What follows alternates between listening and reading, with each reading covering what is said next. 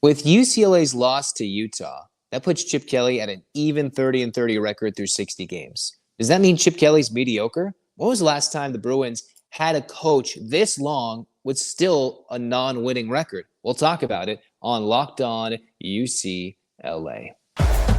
You are Locked On UCLA, your daily podcast on the UCLA Bruins. Part of the Locked On Podcast Network, your team every day.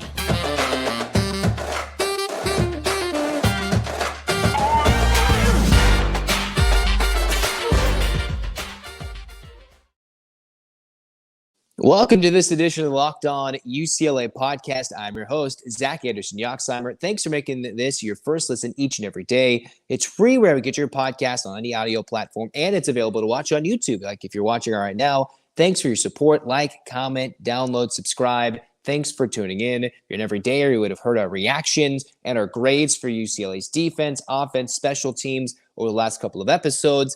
And this episode is brought to you by Gametime. Download the Gametime app, create an account, use the promo code LOCKEDONCollege for $20 off your first purchase.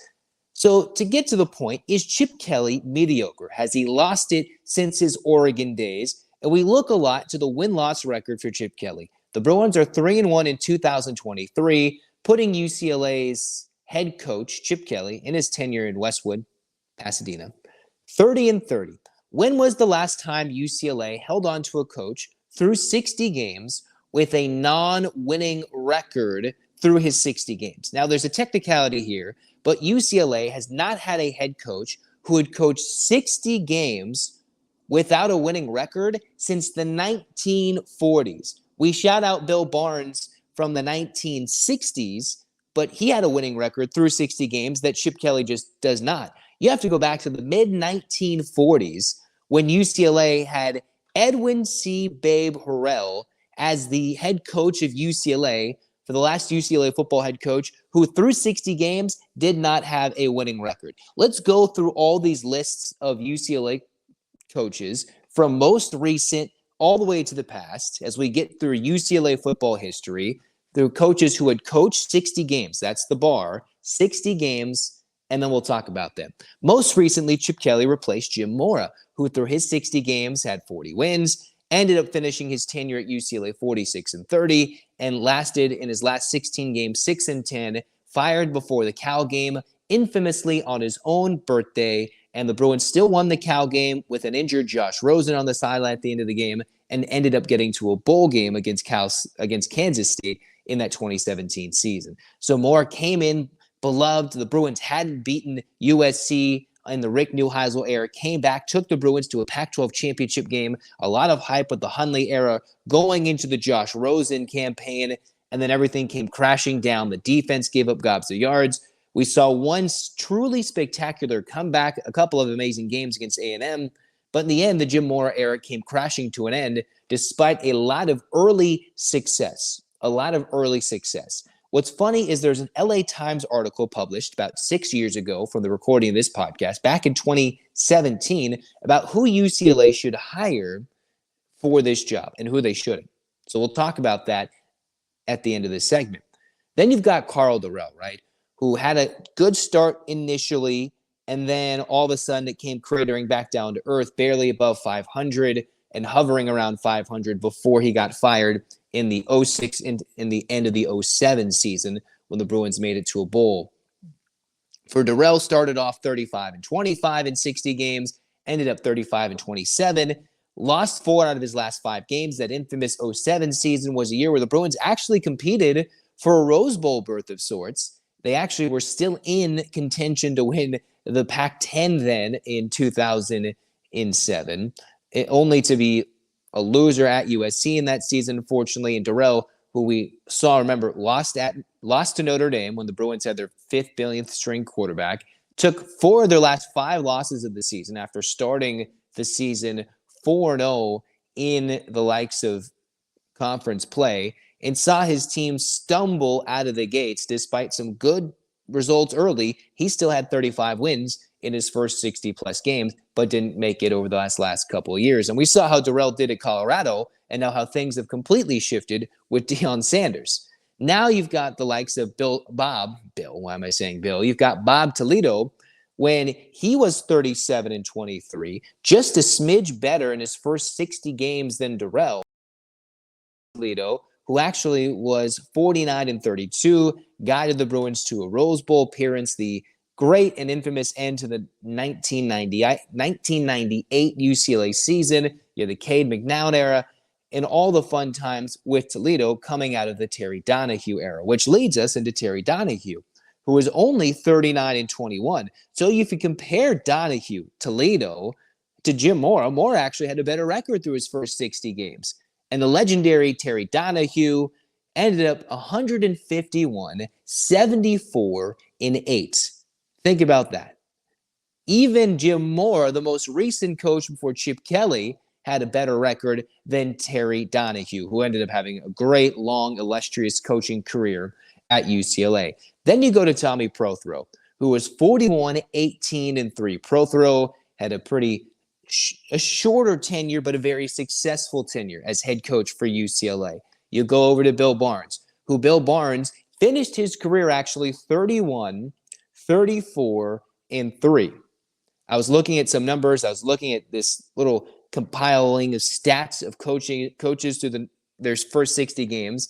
For Bill Barnes, of course, you include the ties and everything back then. Through his first 60 games, actually was 30-28-3 before he stumbled at the end of his coaching tenure for UCLA. So Barnes, who kind of fits the mold as the most recent UCLA coach to go through 60 games and have an under 500 record, still actually had a winning record through 60 games. So you're going back to the Bill Barnes era, and that has been a long, long time ago. If you're dating yourself back to the Bill Barnes era, well, if you remember, he only coached from 1958 to 1964. And what's so infamous about the 1964 season in which he did not make it through? The Bruins went 4-6. They started 3-0, only to finish off 1-6 to end the year. And what is interesting about that year in 1964, a little sidebar from our current conversation. In 1964, with the Bruins currently heading to the Big Ten, we talk about travel. 1964, the Bruins went to Pittsburgh, they went to Syracuse, went to Notre Dame and Illinois. There was a stretch in October where UCLA played at Syracuse, at Notre Dame, at Illinois, and then at Cal, all in a row before having a home game from early October to early November. So they played 6 games on the road, including 5 out-of-state games at Washington near the end of the season, and ended up losing a lot of those games. So we could see how the travel might dictate a poor end of the regular season for UCLA down the line in the Big Ten. What's interesting, that 1964 season, a month away from home under Bill Barnes in 1964, and that cost him his job. So it took all these crazy travel for the Bruins to lose all those games. Is that a sign of things to come in Big Ten? I don't know. I just thought that was funny. They played at Syracuse, Notre Dame, and at Illinois in 3 straight weeks, and the Bruins scored a total of 7 points. If I can do quick math, they got outscored about 89-7 in those 3 weeks. So that's what cost Bill Barnes his job in 1964, who was the last coach with 60-plus games coached to have a losing record. But then you've got to go way back to the day and era of Edwin Babe Horrell. I might be saying his name wrong. I'm thinking of it wrong. Whatever it is, he coached UCLA in the 1940s, and he was the last coach in UCLA history to have a losing record with 60-plus games coached. So when you reach that 60-game plateau, he was, Edwin Horrell, the last UCLA football coach to have a 500 record, or worse in this case, when going 60 or more games coached in his coaching career at UCLA. What's funny is Horrell actually played college football at Cal, had an unbeaten record in his college career, I believe 3 seasons, or there was a 3-year stint where he went unbeaten as the Cal Golden Bears starting center from 1922 to 24. So naturally, he saved all his losses as the UCLA head coach when he went 24-31-6. Now, is that a hard slander? Yes, that's hard slander against Horrell, because you don't want to really talk that badly about One, a coach who beat USC. What's so important about Harrell beating USC? He was the first ever UCLA football coach to beat USC back in 1942. In his first head coaching year at UCLA, the Bruins actually went undefeated, which now brings us in this little yo-yo coming back down to the point, is Chip Kelly mediocre? Which is a long-winded point. I know we're getting this first segment, going down this history list. Harrell kind of started this list of UCLA coaches who came out with a bang, and like most coaches, sometimes can taper off, especially in UCLA's history. Harrell eventually beat USC, the first ever UCLA football coach to do so, December 12th, 1942, where UCLA beat USC 17-14 when the Bruins were ranked. First ever UCLA coach to do so. Finished his career 5-13-1. Bill Barnes, he lost 5 of his last 6 games. After a good start to his tenure, he slowly tapered off and finished 5-13-1 over his last 19 games to find himself 2 games or a few games under 500 after his UCLA career ended. Prothro was fairly dominant before he changed course. You had Terry Donahue, extremely dominant. Bob Toledo, who was really good before getting relieved at the end of his tenure in 2002. And then you had Carl Durrell, who actually started off decently in 2007, but then some bad losses, especially Notre Dame, a lot of conference losses down the stretch. The Bruins, who had good years in the 2004-2005 seasons, found themselves coming back down to earth and then losing 4 of their last 5 games under Durrell and making a switch. Then you go into Jim Mora, who went 6-10 in his last 16 games and slowly faded over his last 3 seasons to an under 500 record over a longer scale from his 6-year UCLA tenure from 12 to 17. Now you look at Chip Kelly, who sits here 30-30, clearly along the lines of the Bill Barnes and the Edwin Harrells in terms of overall records, with 60 or more games coached at UCLA. He is one of just the 3 coaches of the list that I mentioned that actually has a under 500 record with 60 or more games coached. He is 500 exactly, 30-30. The Bruins, when they started 3-0 in 2023, were actually over 500 for the first time in the Chip Kelly era before the loss to Utah.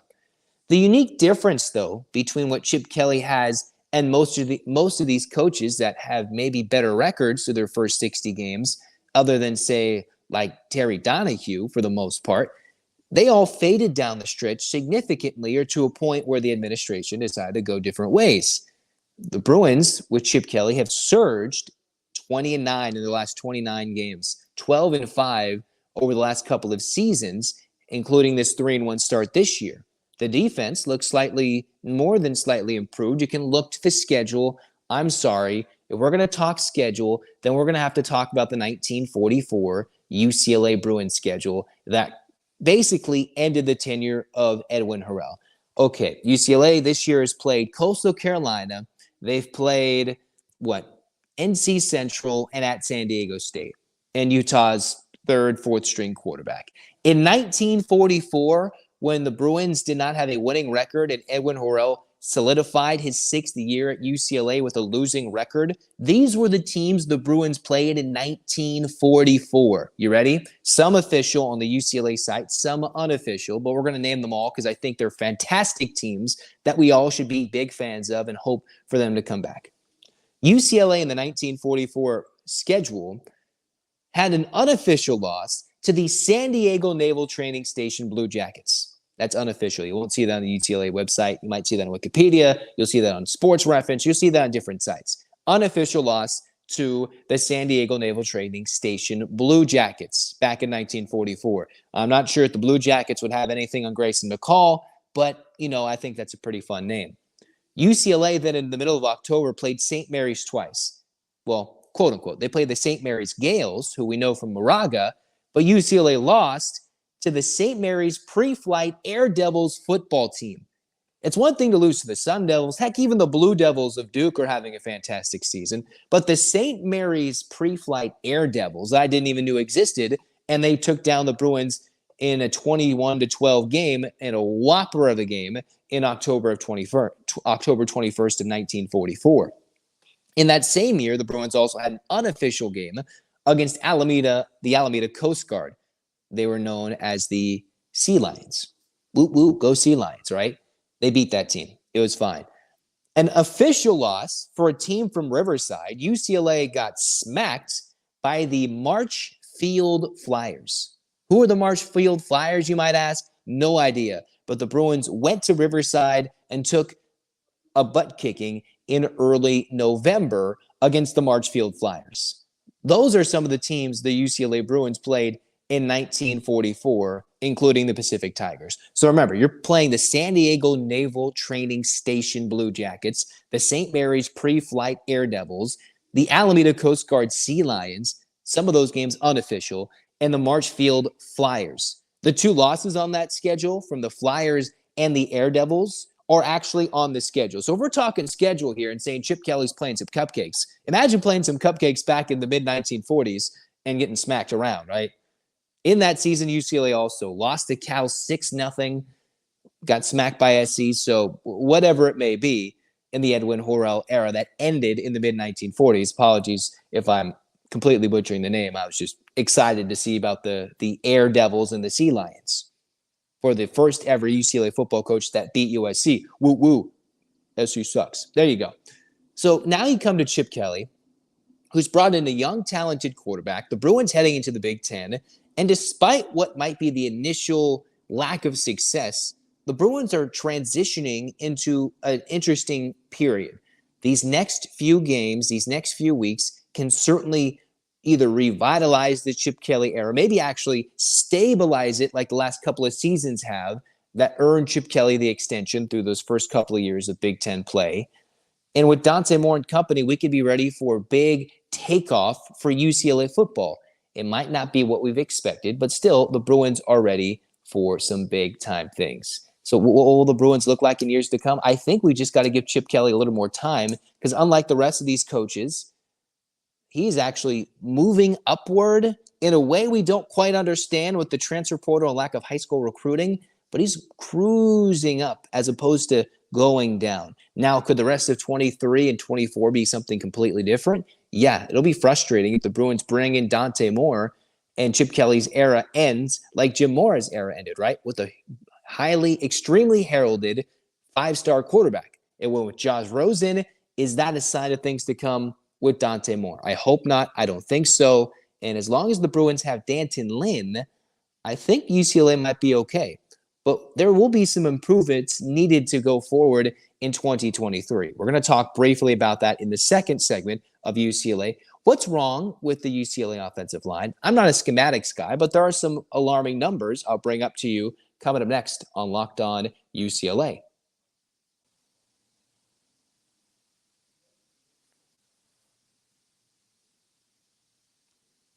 Getting to your favorite game shouldn't be a chore. It should be a little bit easier when you're trying to get last-minute tickets to any big event, whether it's sports, music, comedy, theater events. There's killer last-minute deals, all-in prices, and views from your seat, and the best price guarantee. All you have to do is look at Gametime, which takes the guesswork out of buying tickets. You can get views from all seats in the venue and the lowest price guarantee because Gametime is the only ticketing app that gives you a complete peace of mind with your purchase because you can see the view from your seat before you buy, knowing exactly what to expect when you arrive. Imagine going to like Fenway Park, you're stuck behind a pole, or you're going to Wrigley Field and you're stuck behind a pole. I've been sitting behind a pole before in Wrigley Field. That was not fun. But if you're going to go to UCLA, you want to make sure and see if you're in the Rose Bowl that you're going to sit in the shade when they play Washington State in that day game. You're going to want to know that. Gametime can help you do that. So take the guesswork out of buying tickets with Gametime.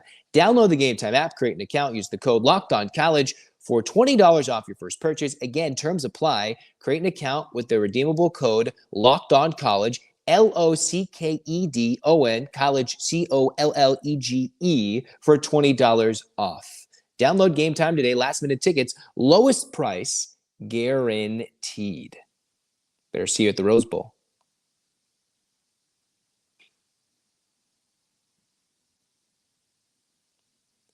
Second segment of the Locked On UCLA pod. I know that first segment was a bit long-winded. I got excited because when I saw there were Sea Lions, Air Devils, Flyers, and that was just a part of the UCLA schedule, or that they played 3 straight games across the country on the road and they sucked.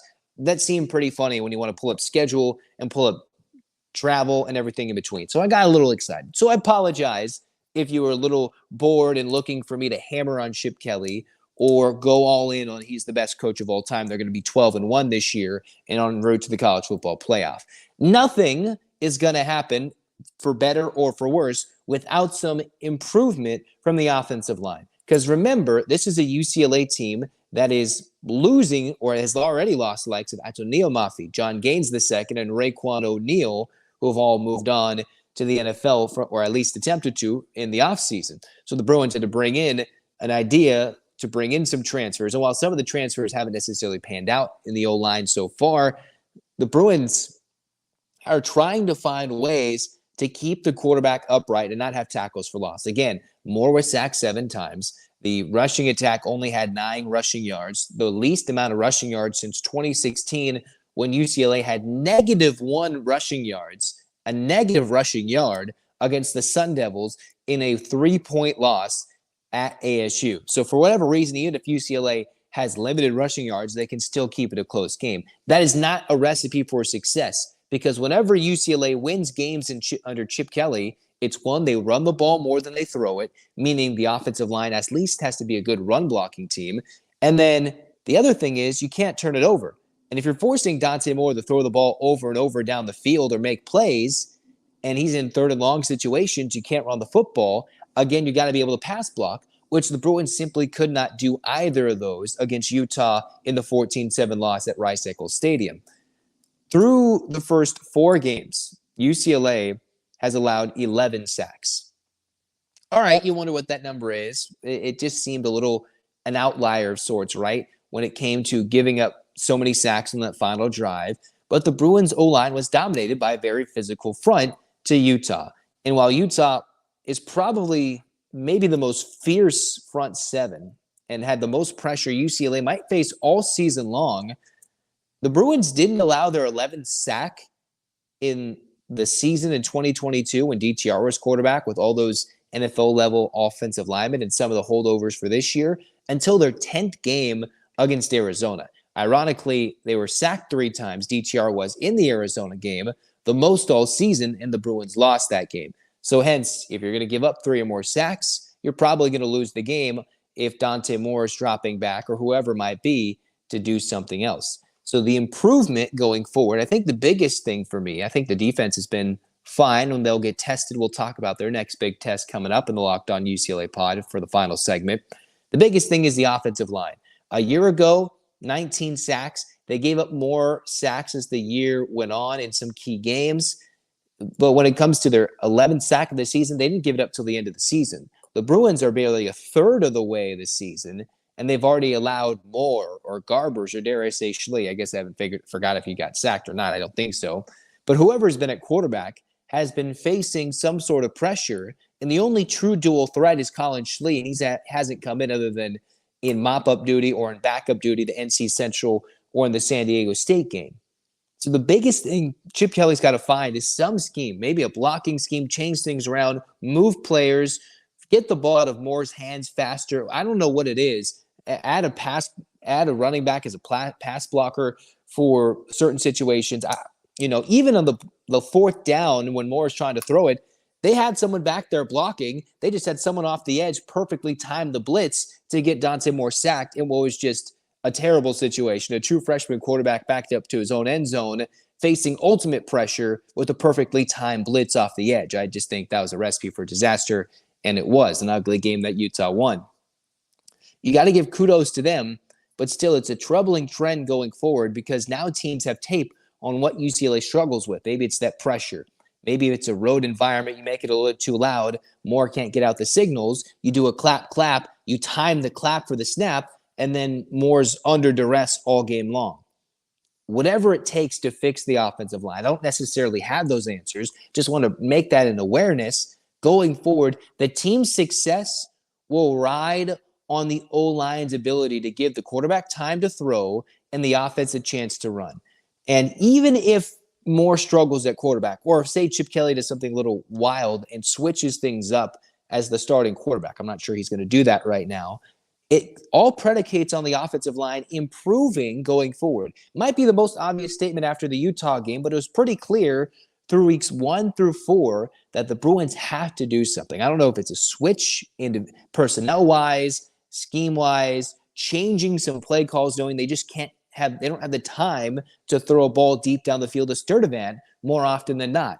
Maybe it's a quick passing game, which they already try to thrive on. Whatever it is, if Steele and Harden have no running room, Moore has no time to throw, this is going to be a dud of a season. As the Utah game showed, if the Bruins can't run, they are toast. Now, Utah is very, very good defensively.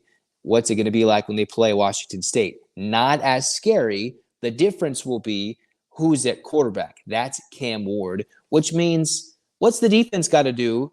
And taking a look at Cam Ward's skills, and is the defense ready for maybe their biggest test all season, their first true test in the 2023 season, which is how we'll wrap up the Locked On UCLA podcast.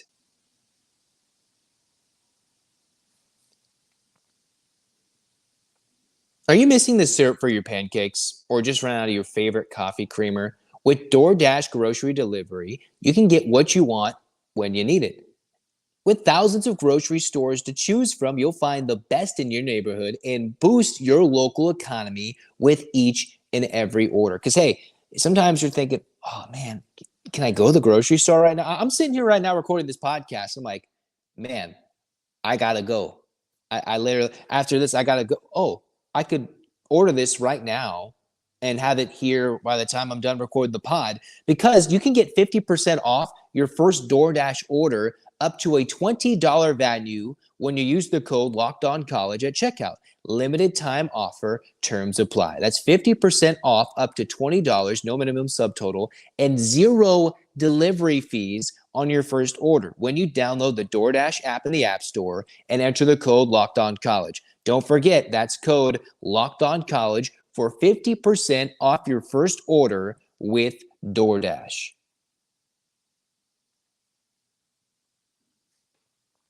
Well, thanks for bearing with me with the rambling and the nerdiness about the Chip Kellys and everything, but we're going to wrap up Locked On UCLA with who they're going to be tasked with facing, a teaser of sorts, as we sit here with no UCLA football during the bye week, considering they're facing one of the short list, I guess long list if you're thinking as a Pac-12 fan, long list, short list, whatever it may be, of Pac-12 quarterbacks who are in the running early season, of course, to win the Heisman Award. You're going to look at that dude across town and look at his gaudy stats. You might look at a dude in Oregon and think, in Eugene, he's pretty cool too. Maybe even a guy who UCLA did a good job of containing in Michael Penix Jr. in a win over Washington last year. He's been pretty fascinating to watch out in Seattle. But the most important thing is not the guy in Seattle. It's the one in Pullman. The Washington State Cougars, a top 15, top 16 team, the Bruins will face in the middle of a potentially warm Saturday. I don't know what the weather is going to be like to start October. With our luck, it'll probably be a toasty one, so make sure you find some shade in the Rose Bowl. I don't know the weather. I can't forecast anything. I just know it'll be a very toasty day for the defense if they can't stop none other than the junior 6'2 quarterback from West Columbia, Texas, in Cam Ward. The FCS transfer up to the FBS from Incarnate Word, UIW, as they like to be known as, who's come in and lit the world on fire. Had Washington State on the ropes, on the verge of beating Oregon a year ago. They could not do it, but now you've got Cam Ward, who in 2023, his second year at Washington State, a part of the two-pack, the Pac-2, whatever you want to call it, you've got Cam Ward, who is going to be the biggest test this defense has to face. I know I hyped up Grayson McCall. They just came off a loss to Georgia State. The Bruins will have to face Caleb Williams to end the year. The Bruins will, at some point, face DJ Uiagalelei, but that's still not the same level as facing, Shadir Sanders or Delore, who can run around. Cam Ward is that guy the Bruins are going to have to face that is immediately a threat. The Bruins don't have to face Bo Nix. They don't have to face Michael Penix Jr. They didn't face Cam Rising. McCall was supposed to be a challenge, and for the most part, the Bruins handled that nicely, albeit the Chanticleers were under a new coaching regime, and they forced McCall into one of his worst days, turnover-wise, in his career. Now you're going to face Cam Ward, who is also going to come off a bye with 13 passing touchdowns 0 interceptions, completion percentages near the 70 percentile. I'm going to do some quick math because I forgot to do math before this. His completion percentage is 75% if you round up, 74% still, with 0 interceptions, almost 1,400 yards in his first 4 games. And oh, by the way, he's added a dual threat element that he did not possess in his 2022 season. A year ago, Ward, 5 touchdowns, 58 yards rushing. I know the sack numbers harm the quarterback rushing statistics and the rushing numbers overall, which is why UCLA had a bad rushing stat against Utah. Still, Ward has 100 yards rushing and 3 touchdowns. He's on pace to completely shatter what he did in 2022 as a Cougar running the football, and accounted for the 5 touchdowns that the Cougars scored against what was supposed to be, and probably still is, a solid Oregon State defense. And they took them down, or were up 3 scores at one point in that game before the Beavers nearly crept back in it late. Washington State's going to go score the football, which means, can the Bruins, after facing Utah, get back in the game by getting an interception? They hadn't had a game all season until the Utah game where they went without an interception. NC Central, San Diego State, against Grayson McCall, they all had interceptions and forced multiple turnovers.